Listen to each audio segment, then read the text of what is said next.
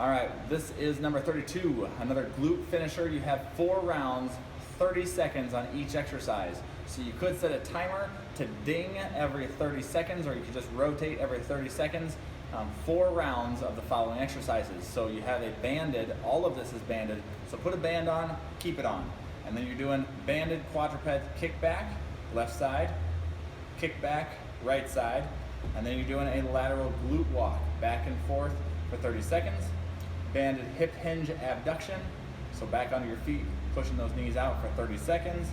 A glute bridge, 30 seconds, and then a supine hip abduction for another 30 seconds.